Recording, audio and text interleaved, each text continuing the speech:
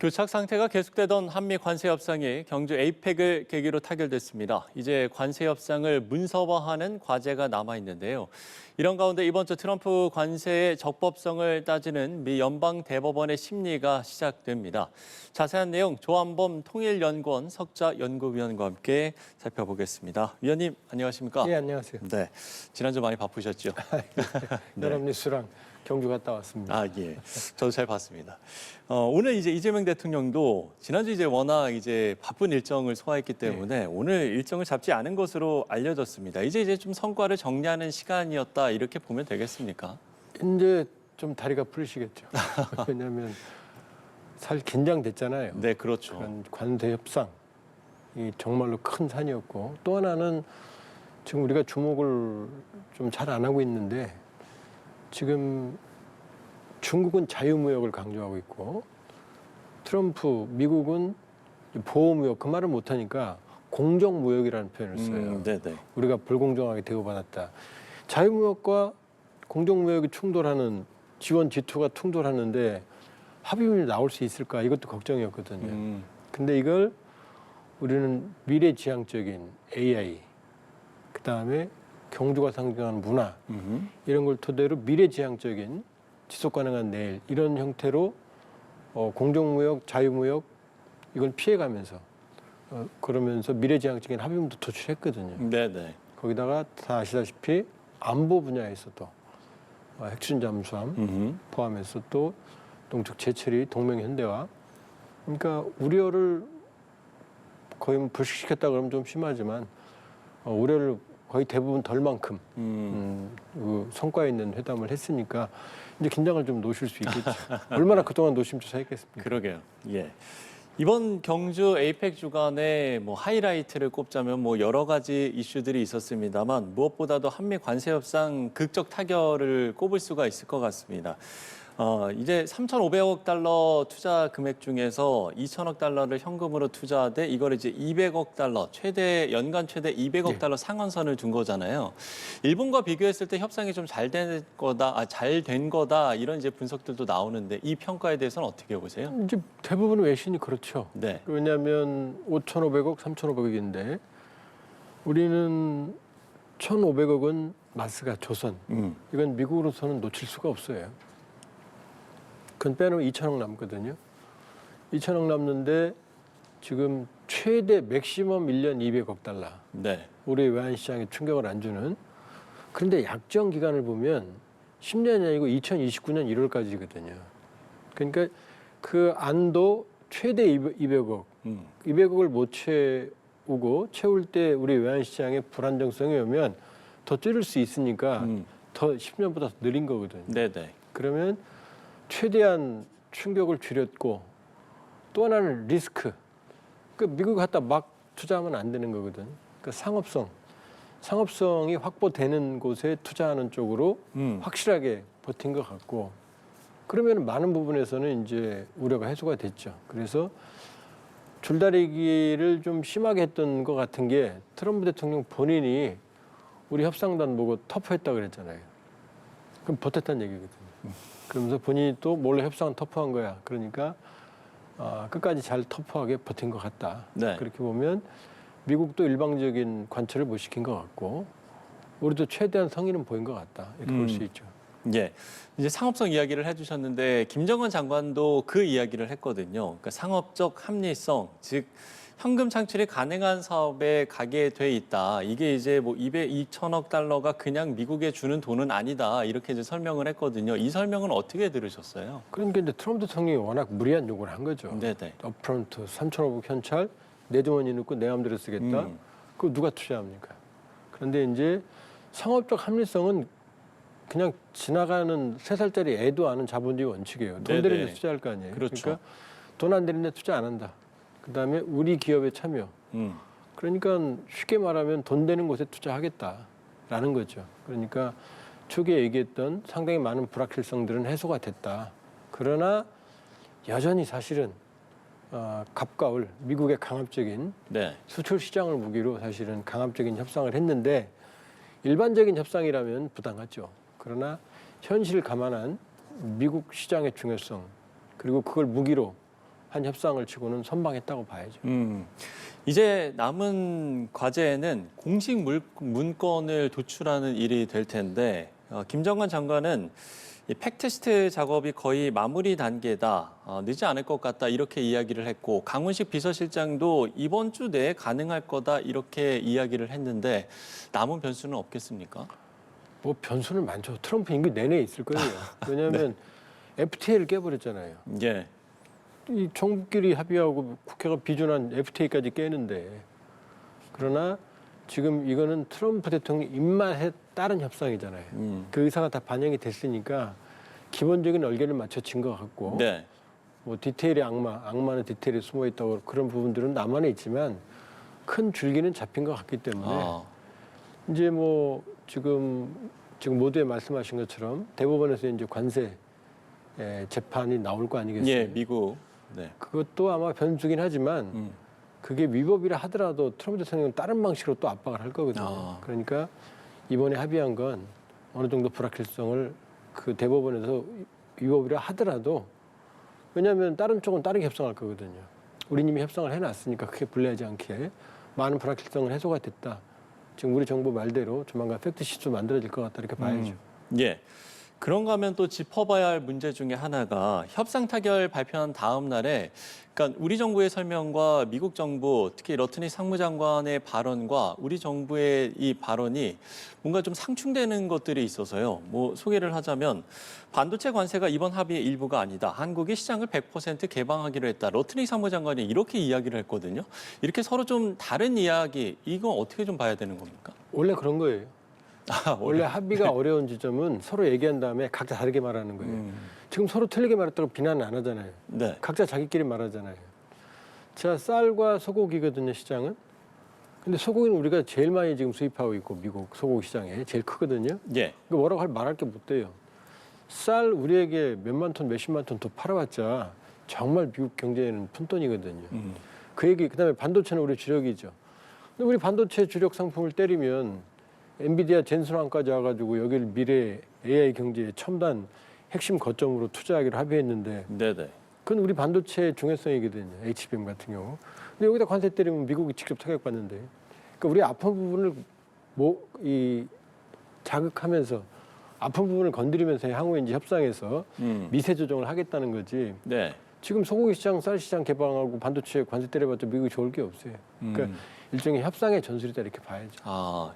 일본의 경우도 사실 이 합의를 문서하는 과정에서 새로운 쟁점들이 부각이 됐었잖아요. 지금 말씀을 해주신 대로 일단 큰 틀에서 좀 합의를 한 뒤에 나중에 이제 원하는 세부 사항을 압박하는 그런 협상 전략이다라고 보시는 건가요? 왜냐하면 아마 러트닉 상무장관, 네네. 미국 상무장관으로 기억이 되는데 일본과 관세 합의하고 나서도 그랬거든요. 3개월마다 점검을 하겠다. 그래서 문제가 있으면 다시 관세를 부과하겠다 그랬거든요. 그러니까 지금 사실은 강압적인 협상이에요. 칼자를 미국이지. 예. 그러니까 아직도 미세 조정하는 과정이 남아 있다. 거기서 이제 최대한 일본이든 한국이든 미국이 본인들에게 유리한 협상을 마무리 지으려는 이제 과정이다. 그러나 우리는 큰 틀과 함께 이제 세부 조정이 미세 조정을 했고 예. 일본은 아직 많이 남아 있다 이렇게 봐야겠죠. 네. 앞서 이제 잠시 언급을 해주셨는데요. 미국에서는 트럼프 대통령이 세계 각국에 부과한 이 관세의 적법 여부를 다투는 소송이 진행 중인데, 뭐 앞서 그 소송의 결과가 어떻게 되든 트럼프 대통령은 또 다른 방법으로 뭐 압박을 할 것이다라고 이야기를 해주셨는데, 그러면 이 재판에 영향은 전혀 없겠습니까? 어떻게 보세요? 이제 트럼프 대통령이 많은 타격을 받겠죠. 네. 그러나 이게 위법으로 나온다고 그래서 예. 트럼프 대통령이 관세란 칼을 집어넣겠냐? 절대 그럴 사람이 아니거든요. 우리 같은 경우는 품목 관세가 있잖아요. 품목 관세는 대통령이 행정령을 할 수 있어요. 네. 그건 위법이 아닙니다. 그럼 자동차, 철강, 반도체 이런 품목 관세가 남아 있거든요. 여기다 때릴 수 있거든요. 그러니까 트럼프 대통령이 만일에 이 상호 관세, 포괄적 상호 관세가 위법으로 나온다 하더라도 대법원에서 그 관세 칼을 집어넣는 게 아니라 더 휘둘리려고 할 거예요. 품목별로. 네. 그러니까 그건 그거대로 미국 국내 문제를 치부하고 지금 트럼피즘 이 현상은 트럼프 임기 내내 간다라고 보고 네. 신발끈을 조여맬 필요가 있죠. 좀 다른 얘기일 수도 있는데 트럼프 대통령이 사실 이 대법원에 직접 출석하겠다라고 했는데 다시 가지 않겠다라고 입장 바꿨거든요. 이건 어떤 이유일까요? 느낌이 질 것 같으니까 그런 거 같아요. 저 가봐야 하는데. 왜냐하면 1심, 2심에서 졌잖아요. 예, 그렇습니다. 근데 대법원이 지금 보수가 우세해요. 그러니까 두 가지 지금 전망이 있어요. 네. 대법원이 이 재판관들이 친트럼프, 친보수, 친공화가 많으니까 트럼프가 이길 거다라는 이런 입장이 하나. 그러나 미국이 아무래도 사법 정의가 살아있는 나라인데 그런 친공화당 정서로 대법관들이 이 법리와 양심을 떠나서 1심, 2심 위법인데 네. 이걸 뒤집겠느냐. 어. 이쪽이 좀 무게가 더 강하거든요. 네. 그러니까 주판을 챙겨봐서 질 것 같으면 저 별로 불리하면 안 갈 수도 있는 거죠. 그럼 위원님도 결과를 좀 지는 쪽으로 예상을 하고 계세요? 저는 개인적으로 뭐 모르죠. 왜냐하면 저 충격이 너무 크니까. 네네. 왜냐하면 아무리 사법 원리, 법리를 본다고 하더라도 예, 예. 정무적 판단에서는 자유로울 수 없거든요. 음. 그러나 법리론적으로 보면 위법이라는 게 왜냐 이 트럼프 대통령이 관세 상호관세 칼을 뽑아든 게 국가 안보에 중대한 영향이거든요. 네. 무역 적자가. 그럼 지금까지 미국 대통령들은 다 뭐예요? 다 중대 안보를 방기한 거잖아요. 지금 무역 적자가 오늘 하루 생긴 게 아니잖아요. 네네. 그러니까 법리적으로는 지는 게 상식적이다라는 얘기들이 많아요. 예. 그러니까 일단 그쪽이 더 우세하지 않겠느냐. 근데 모르죠. 미국도 어떻게 될지는. 그러나 예. 법리론적으로 보면은 대법원에서도 1심, 2심을 뒤집기는 부담스럽지 않냐 이런 얘기 좀 더 많은 걸로 알고 있어요. 예. 그 판결이 우리 국내에도 좀 영향을 미칩니까? 어떻게 보세요? 일단 이 상호 관세 때문에 음. 지금 이 관세 협상이 시작된 거죠. 그러니까요. 두 번째 지금까지 낸 관세가 있잖아요. 그럼 그 관세가 위법이면 돌려줘야 될 거 아니에요. 그 이제 일파면 안 파죠. 그러니까 트럼프 대통령이 갑자기 그러잖아요. 지금 대법원이 법대로 해라 이게 아니라 지면 우리 개도국 된다. 예. 지금 겁박하고 제 있잖아요. 3세계 수준으로 그렇죠. 전락할 거다. 그러니까 트럼프 대통령도 아는 거죠. 1심, 2심에서 나왔으면 대법원에서 뒤집기 어렵죠, 사실. 네. 쉽지 않죠. 알겠습니다. 자, 주제를 바꿔보겠습니다. 안규백 국방부 장관과 피트 헤그세스 미국 국방부 장관이 오늘 오후에 판문점 공동경비구역 JSA를 함께 방문했습니다. 이렇게 한미 국방장관이 JSA를 동반 방문한 게 8년 만이라고 하더라고요. 이건 어떤 의미인 겁니까? 지금 이번에 이 에이펙 그 숨은 그림 중에 하나가 헤그세스거든요. 네. 이재명 정부는 전시 작전권을 이재명 정부 임기 내에 환수한다는 게 목표고 예, 예. 여기에 대한 이제 트럼프 대통령 정부 행정 임기 그 내부의 기류가 좀 갈렸거든요. 이쪽 정통 이 군부 라인, 그러니까 정통 야전 군인 쪽, 합참 쪽은 미국 전작권 환수에 조금 좀 부정적인 기류고, 그다음에 행정부는 미국 국방비 줄인다. 그다음에 동맹국 방위비 늘린다. 요 입장이었거든요. 네. 그런데 헤그세스 국방부장은 이번에 처음으로 전작권 환수 훌륭한 일이다 얘기했거든요.